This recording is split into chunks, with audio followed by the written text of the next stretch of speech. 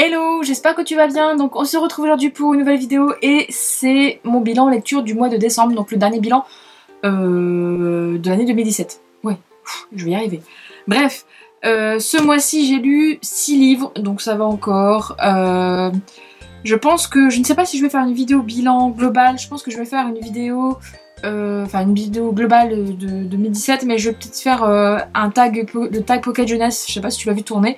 Donc du coup, si à l'heure où je te tourne cette vidéo, non pas à l'heure où tu regardes cette vidéo, non, à l'heure où je poste cette vidéo, le tag est sur mon blog, je te mettrai le lien en barre d'infos, ou si là j'arrive à le mettre, mais ça m'étonnerait. Bref, pour que tu ailles voir un peu mon bilan de l'année, sachant que, pour finir, il me semble que je suis stationnaire. Parce que j'ai lu des bouquins, autant de bouquins que l'année dernière. Faut savoir que moi, je ne compte pas mes mangas ni mes BD que je lis dans l'année dans mon bilan de l'année.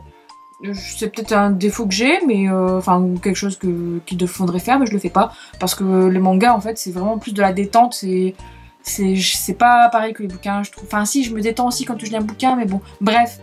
Tu me comprends, enfin on se comprend, enfin je me comprends. Je vais quand même te parler des bouquins que j'ai lus au mois de décembre, c'est quand même le but de la vidéo. Donc j'espère qu'elle ne sera pas trop longue. Alors, au début du mois, j'ai lu Après nous de Mira El Joundir, donc le tome 1 au commencement, publié dans la collection R qui m'a été envoyé. Il est sorti le 23 novembre, il me semble, celui-ci. Ouais, ou un truc du genre, enfin fin novembre en tout cas.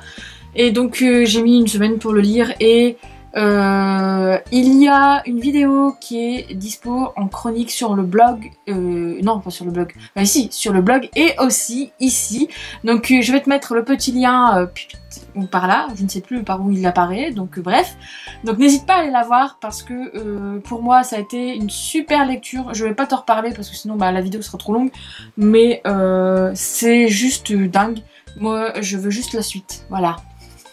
J'ai retrouvé ce que j'avais hyper aimé dans Caleb, dans Après nous, et voilà, j'ai adoré les personnages, j'ai adoré le style d'écriture de l'auteur, c'est juste magique, enfin moi j'adore.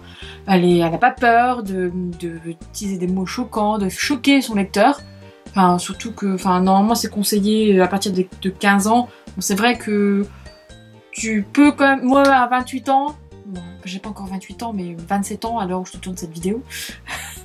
Je suis quand même... Il y a des choses, je me suis dit, waouh, ouais, ok, d'accord, ouais, bon, bref. Donc, n'hésite pas à aller voir mon avis complet sur le blog et aussi dans la petite vidéo. Ensuite, j'ai fait une petite pause romance. Je me suis dit, allez, voilà.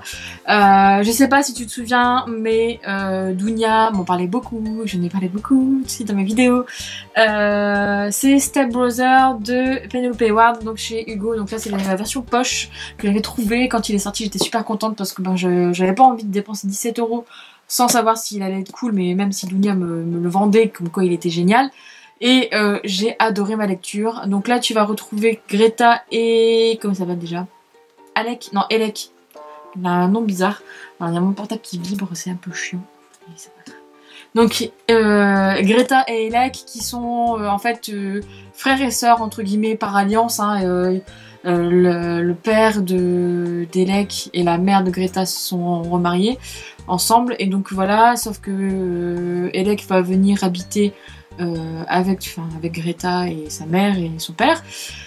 Et en fait, au départ, c'est un vrai petit con. Et pour finir, il va se créer des choses entre eux, etc. Je t'en dis pas plus. Mais en tout cas, ça a été une superbe lecture. Moi, j'ai adoré parce que on suit les deux personnages à la suite. Enfin, quand ils sont ados et après quand ils sont adultes. Il y a des passages qui m'ont hyper touchée, etc. J'avais le ventre qui se retournait et tout. Donc franchement... voilà, j'ai beaucoup plus aimé ce bouquin, enfin ce tome-là, enfin ce one-shot-là, que Room 8 qui est du même auteur. Donc franchement, je suis contente de l'avoir lu. Je ne sais pas si je t'en ai déjà parlé dans un précédent update, il me semble. Je ne sais plus, parce que j'en ai un qui a été... ouais, bref, en gros, je t'en parle aussi dans un update plus en détail. Voilà. Ensuite, j'ai lu forcément, hein, après nous, c'était le mois des sorties là, dans la collection R, et il y a eu le tant attendu Phobos 4 de Victor Dixon. Donc je l'ai pas lu en premier, hein, t'as bien vu, j'ai lu d'abord après nous parce que je l'avais dit, il y a eu beaucoup trop de tapage entre guillemets médiatique autour de ce bouquin, j'en avais marre de voir, et d'ailleurs il y en a encore des stories sur Bookstagram, il y en a énormément. Le premier jour, ça a été le bordel, le boxon, enfin même toute la semaine en fait, la première semaine, ça a été vraiment voilà, lourd. Parce que, je sais pas, enfin oui, je comprends, hein, c'est normal, voilà, mais bon, moi quand c'est comme ça me bloque un peu. Mais pourtant j'avais super envie de connaître la fin enfin de cette saga. Je voulais savoir ce qui s'était passé, voilà, hein, bref, je t'en dis pas plus. Pareil, il y a une chronique déjà de rédiger sur mon blog. Pour te résumer la chose, moi je suis assez déçue en fait de ce dernier tome. Pour moi c'est pas le meilleur c'est le 3e pour moi, hein. Je suis déçue parce qu'en fait je me dis tout ça pour ça. Il n'y aurait pas eu besoin d'avoir 650 pages pour tout ça, je pense. Il y aurait peut-être pu avoir plus de pages sur le tome 3. Même si la fin quand même me convient, enfin il y a des choses que voilà, que je me disais ouais, voilà, ça peut être pas mal. Mais il y a des choses qui me manquaient, j'aurais bien voulu en fait pour moi l'histoire, il y a certaines choses qui j'aurais voulu qu'elle tourne différemment, et enfin forcément après c'est pas moi qui ai écrit le bouquin, donc forcément je vais pas dire à Victor Dixon non tu fais ça pour ce personnage là, je veux que ça se passe comme ça pour lui, mais j'aurais bien voulu. Donc mais à part ça en fait c'est juste que je l'ai trouvé lent. Je trouve qu'il est long à se développer, etc. On en apprend un peu plus, mais voilà. Mais voilà, pour moi, ça pas. Voilà, il y a des choses qu'on n'aurait pas eu besoin de savoir, et voilà, ça servait à rien, et voilà quoi. Et je suis déçue. Donc je lui ai mis un 3 sur 5, il me semble. C'était une bonne lecture, mais voilà, il y a quand même des mais. La fin, voilà. La fin, en fait, en 50 pages, même pas, tout se passe pouf. Donc ça aussi, c'est dommage aussi, mais voilà. Voilà, je suis un peu... Voilà. Bref, si tu l'as lu, n'hésite pas à me donner ton avis, hein. Même pareil pour les deux autres livres, parce que j'ai vu que beaucoup avaient eu un coup de cœur et d'autres qui sont un peu comme moi. Donc n'hésite pas à me donner le tien d'avis. Ensuite, j'ai fait une pause aussi romance, hein. J'ai alterné, avec Pretty Wife de Cécile Chaumin, donc c'est chez Harlequin. Je l'avais acheté quand j'étais allée à Poitiers avec Anaïs, et j'ai beaucoup aimé cette lecture. J'entendais pas encore parler dans un update, mais là c'est l'histoire de Charlize et Guillaume, il me semble. Ouais. Guillaume en fait c'est un vieux con prétentieux, enfin pas un vieux con, hein, forcément, mais un con prétentieux qui est chef d'entreprise mais qui donne une mauvaise image de sa boîte, ce qui fait que les actionnaires de sa boîte veulent ne plus investir d'argent dans sa société, et par un concours de circonstances, Charlize, elle qui est veuve et qui a besoin d'argent pour subvenir aux besoins de son foyer avec son fils parce qu'elle a un petit garçon, elle va se retrouver à se faire passer pour la fiancée de Guillaume, et à se marier clairement avec lui, quoi. Donc je t'en dis pas plus, mais c'est une super petite romance bien fraîche, bien légère, que j'ai adoré, que j'ai passé un super moment. J'aime beaucoup, en fait c'est le deuxième livre de Cécile Chaumin que je lis. J'ai lu Hot Love Challenge, donc faut que je dise la suite normalement en lecture commune avec Anaïs, donc si Anaïs tu passes par ici, n'oublie pas. Bref, et donc celui-ci était vraiment pas mal. J'ai bien aimé, c'est frais, c'est léger, je l'ai lu en un week-end et je l'ai bouffé. Voilà. Donc n'hésite pas à le lire, parce que si t'as besoin d'une petite romance doudou, voilà, c'est parfait. Ensuite, j'ai lu un livre qui sort le 18 janvier, donc je ne sais pas quand est-ce que je vais publier cette vidéo, mais normalement quand même bien avant le 18 janvier. Donc c'est Elisa et ses monstres de Francesca Zappia. Donc ça c'est les épreuves non corrigées, mais ce livre ça a été une excellente lecture, j'ai juste adoré.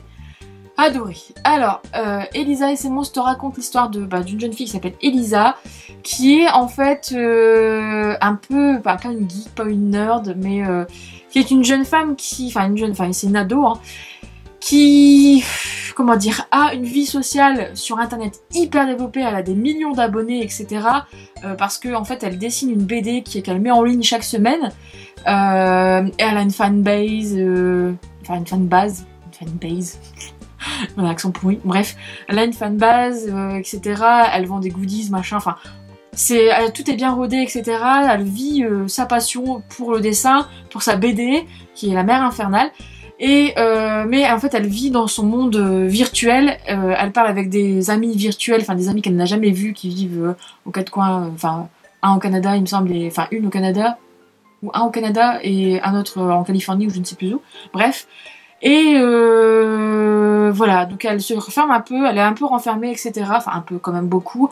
Elle comprend pas un peu sa famille, elle comprend pas ses frères, ses deux frères, elle comprend pas ses parents quand ils lui demandent d'aller avec elle, de venir quelque part, etc.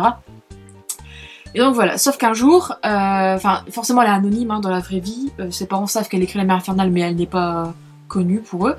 Sauf qu'un jour au lycée, il va y avoir un nouvel élève qui va arriver et ce nouvel élève est un fan aussi de La Mère Infernale et c'est aussi un des plus gros fans qui écrit une fanfiction autour de sa BD. Et donc voilà, je t'en dis pas plus, mais c'est un petit bijou ce bouquin, c'est génial, il y a un message qui est vraiment sympa que l'auteur fait passer. La lecture est super fluide, moi j'ai adoré, j'ai pas vu les pages défiler franchement, et j'ai adoré parce que tu as, je t'en montre pas trop, mais tu as des pages comme ça entre deux qui reprend la fanfiction de Wallace, donc ce fameux garçon qui arrive au lycée, et qui reprend aussi la BD et les dessins d'Elisa, qui sont aussi les dessins que l'auteur a fait en fait. Donc c'est vraiment génial, tu as des passages de discussion sur les réseaux sociaux, tu as... Voilà, c'est génial, j'ai vraiment adoré, c'est vraiment une super lecture. Si dans ta wishlist, fonce, achète-le parce qu'il est génial. Moi j'ai adoré. Je ne peux pas t'en dire plus. Si, je peux t'en dire plus si tu as envie de voir mon avis complet, etc. Ou voilà, si t'aimes bien lire mes chroniques, on sait jamais. Je t'invite à aller voir ma chronique qui est sur le blog. Je mets en barre d'infos comme d'habitude parce que je l'ai chroniqué ce bouquin et voilà. La morale à la fin est vraiment sympa, ça nous fait réfléchir, ça m'a beaucoup touché. Le personnage d'Elisa, en fait, on a tous en fait je pense une part d'Elisa en nous, donc voilà, j'en dis pas plus mais c'est vraiment sympa. Ensuite, le dernier livre que j'ai lu ce mois-ci, donc au mois de décembre, c'est le second tome de Outliers de Kimberly McRae, donc toujours dans la collection R. Je sais pas si tu te souviens de mon avis précédent sur le tome 1, où ça n'avait pas été le grand amour parce que j'avais eu beaucoup de mal à accrocher avec Wiley, le personnage principal. Je trouvais qu'elle évoluait trop vite sur un seul tome, et là, en fait, je m'étais dit je vais laisser une seconde chance à ce personnage et essayer de voir si je vais aimer ou quoi. Et je voulais en fait connaître un peu plus de détails sur la partie dystopique, science-fiction qu'il y a un peu là-dedans, parce que c'est en fait pour moi c'est un mélange des deux, entre un peu du thriller et de la science-fiction dystopie. Pas plus de la science-fiction quand même. Et c'était vraiment pas mal ce côté-là, et c'est ça qui m'a convaincu de lire le second tome quand même. Sauf que ce second tome là, ça a toujours pas été ça. En fait, j'ai toujours eu du mal, j'ai encore du mal avec le personnage principal, donc ça c'est un gros problème, on est d'accord. Parce que c'est son point de vue interne en plus, donc là je suis un peu foutue. Et pareil que le tome 1, j'ai anticipé certaines choses aussi. Il y a des choses que je me doutais, sauf que la fin m'a un peu mise... je m'en doutais, mais je m'attendais pas à ce que ça arrive comme ça. Et là maintenant j'ai envie de savoir la suite. Parce que je pense que ça fait 2 tomes que je me tape où j'ai envie de découvrir vraiment le pourquoi du comment, etc. Ce schmilblick, parce que franchement c'est un bordel. Tu ne sais pas sur quel pied danser. Et ça j'ai envie de savoir. Donc vivement le dernier tome parce que j'ai envie de le lire. J'ai envie de savoir ce qui va se passer, bordel. Donc voilà. Après te conseiller, si tu aimes ce type de roman, n'hésite pas, saute dessus si t'aimes bien te torturer les méninges, voilà. Moi, je n'aime pas forcément me torturer les méninges et voilà, mais si t'aimes bien un peu s'il y a un peu de suspense quand même, etc. C'est vrai qu'il y a des passages quand même qui sont vraiment bien rythmés. Mais moi j'ai trop du mal avec le personnage principal, je la trouve fade, je la trouve pas, je trouve qu'elle a pas de personnalité, et en fait le côté anomalie, voilà, je t'en dis pas plus, mais pour moi je trouve que ça n'apporte rien de plus au personnage, et au contraire ça la rend ça la rend pas crédible en fait, et c'est ça qui m'énerve et que j'ai du mal à accrocher. Mais voilà, je vais de savoir comment l'auteur va s'en sortir, donc j'ai hâte de lire le troisième tome quand même, surtout que là, la fin du deuxième est quand même, la dernière page là, je me suis dit, waouh, non mais non, on peut pas s'arrêter là comme ça, c'est pas possible. Donc voilà. Et donc tout ça, bah, c'est mon petit bilan du mois de janvier. Donc si tu as lu un de ces livres, pareil, n'hésite pas à m'en parler, me donner ton avis, voir si, voilà, si je dis des conneries ou pas, ou si on a le même avis. Et puis bah, je te dis à bientôt du coup pour une prochaine vidéo, et j'espère que ça t'a plu.